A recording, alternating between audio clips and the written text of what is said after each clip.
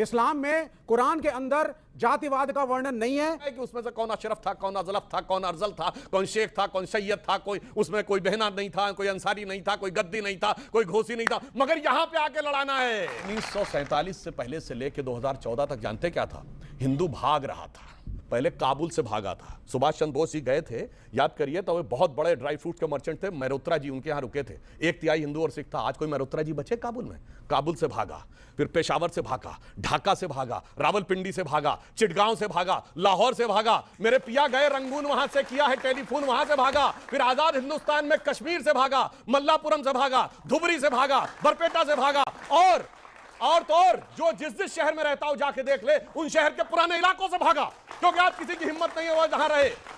जय हिंद, वंदे मातरम। दोस्तों, सभी भाइयों और बहनों को जय श्री राम। स्वागत है आप सभी का हमारी एक नई डिबेट वीडियो में। दोस्तों, आज की डिबेट वीडियो बहुत ही ज्यादा धमाकेदार होने वाली है। आज की वीडियो में लेफ्टिस्ट नेता विवेक श्रीवास्तव और सपा नेता राजकुमार भाटी को बीजेपी नेता सुधांशु त्रिवेदी जी ने जमकर धोया। तो चलिए अपनी इस धमाकेदार वीडियो को शुरू करते हैं। इसके साथ ही अगर आप हमारे चैनल पर नए हैं तो हमें सब्सक्राइब करके सपोर्ट जरूर करें। तो चलिए आज की डिबेट वीडियो को शुरू करते हैं। रही सही कसर, रामजी लाल सुमन जी ने क्या बोला है, मैं सारे दर्शकों से कहूंगा जाके चेक करिए। वो कह रहे मैं अपना बयान वापस नहीं लूंगा। पूरा बयान क्या है सुनिए। पूरा बयान ये था, मुसलमान बाबर की औलाद हैं, तुम राणा सांगा की औलाद हो। ठीक है, अब मैं पूछना चाहता हूं, मुसलमान क्या बाबर की औलाद हैं? हम तो नहीं मानते। ये समाजवादी पार्टी कह रही है कि मुसलमान बाबर की औलाद है, अगर वो वापस नहीं ले रहे हैं। और मैं पूछना चाहता हूं, उसमें तुम किसके लिए है? तुम हिंदुओं के लिए है? नहीं, उसमें तो काट छाट करके रखनी है ना। तो वहां पर तो एक रखना है, औरंगजेब से लेके बाबर तक कभी नहीं कहना है कि उसमें से कौन अशरफ था, कौन अजलफ था, कौन अफजल था, कौन शेख था, कौन सैयद था, कोई उसमें कोई बहना नहीं था, कोई अंसारी नहीं था, कोई गद्दी नहीं था, कोई घोसी नहीं था, मगर यहां पे आके लड़ाना है। और किस लिए? मुझे इसलिए इस बात पे दुख है, जो सभापति राज्यसभा कह रहे थे कि देश के जितने भी महान योद्धा हैं उनके साथ सम्मान का व्यवहार होना चाहिए। मैं सिर्फ कहना चाहूंगा, राणा संग्राम सिंह भारत की उस महान परंपरा के प्रतीक हैं कि राणा सांगा ने अपने एनवॉय को बाबर के पास भेजा था कि मिलकर के हम युद्ध करेंगे लोदी के खिलाफ। लेकिन राणा सांगा गद्दार नहीं कहे जा सकते, क्योंकि अगर आप एक राजा हो, आप अपने एलाइज बनाते हो।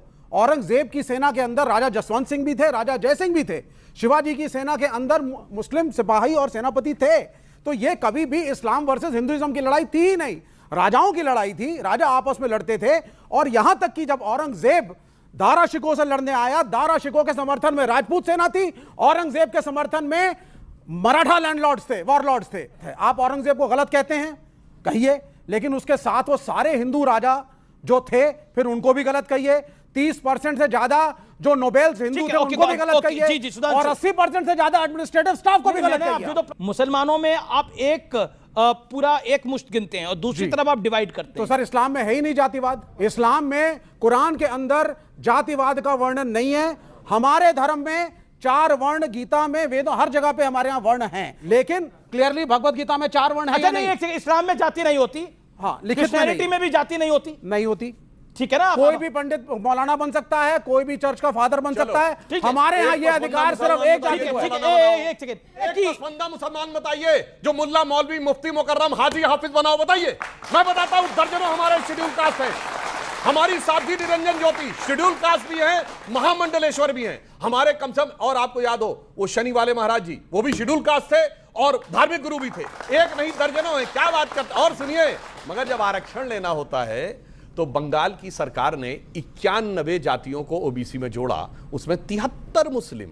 अब जाति आ जाती है। और जब ओबीसी कमीशन ने यह जवाब पूछा कि इतने सारे मुस्लिम कैसे हो गए, तो जानते हो उन्होंने क्या जवाब दिया? नहीं, ये वो जातियां हैं जो कन्वर्ट होने से पहले भी वही थी, इसलिए वो वही, यानी कन्वर्ट होने के बाद भी जात वही रहेगी।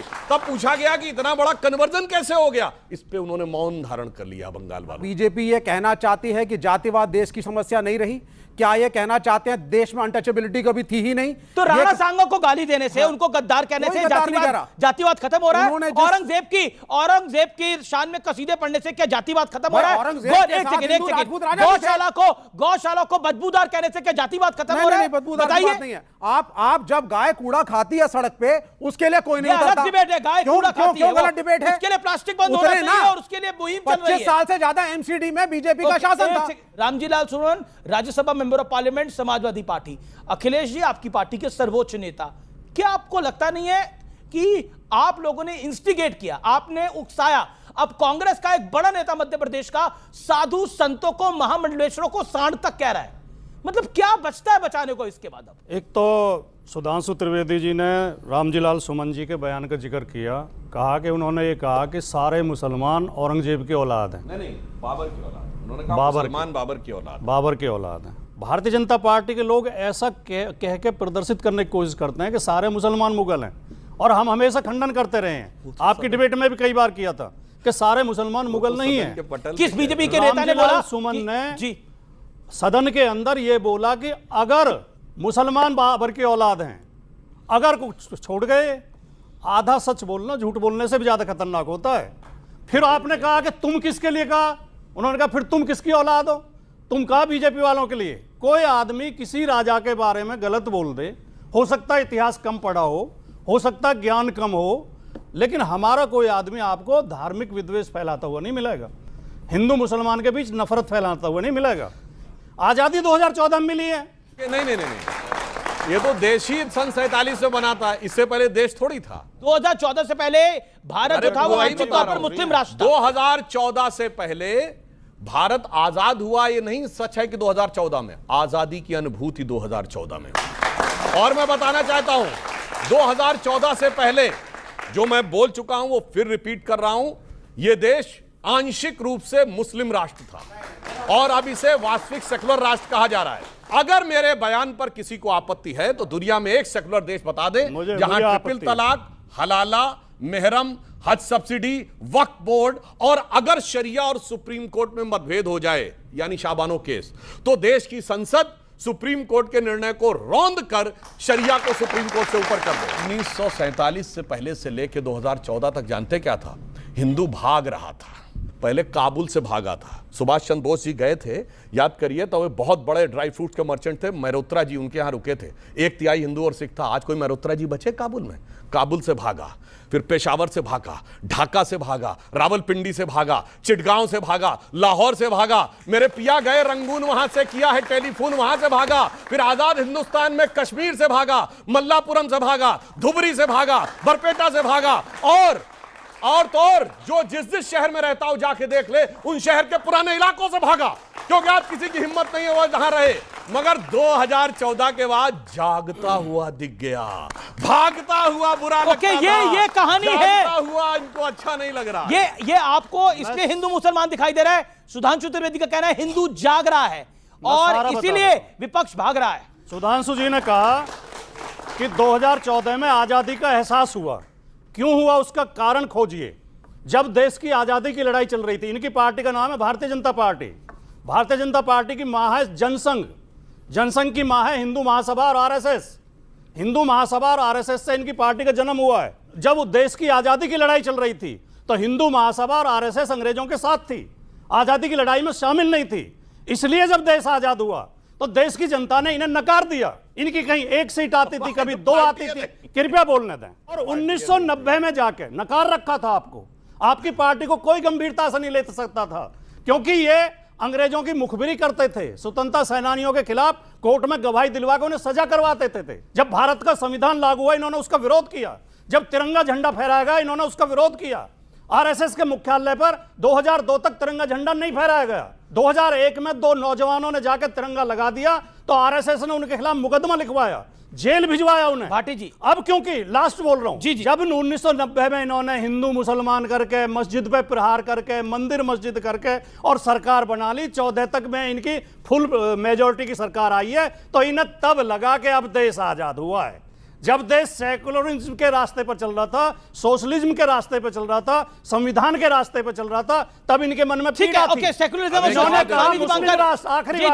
आखिरी बात, हमारी पार्टी तो बनी 1952 में है, और ये जोड़ दिए जाके उससे पहले हिंदू महासभा आरएसएस थी। आपने कहा आरएसएस की मां है, ये कांग्रेस की मां कौन है? 1885 में कांग्रेस ब्रिटिश सरकार के सेक्रेटरी एलन ऑक्टेवियम ह्यूम के द्वारा बनाई गई। सूरत में ब्लास्ट हुए, इसमें बांग्लादेशी पकड़े गए। जयपुर में ब्लास्ट हुए, बांग्लादेशी मुस्लिम पकड़े गए। आजाद मैदान की घटना 2012, बांग्लादेशी मुस्लिम पकड़े गए। उत्तर प्रदेश में लखनऊ में जहां बुद्धा पार्क और महावीर जी की मूर्ति तोड़ी गई, वहां बांग्लादेशी मुस्लिम पकड़े गए। एक बताइए कोई बांग्लादेशी हिंदू पकड़ा गया हो? मैं चुनौती कर गया था, एक नेपाली हिंदू पकड़ा गया हो आतंकवाद करते हुए, बताओ।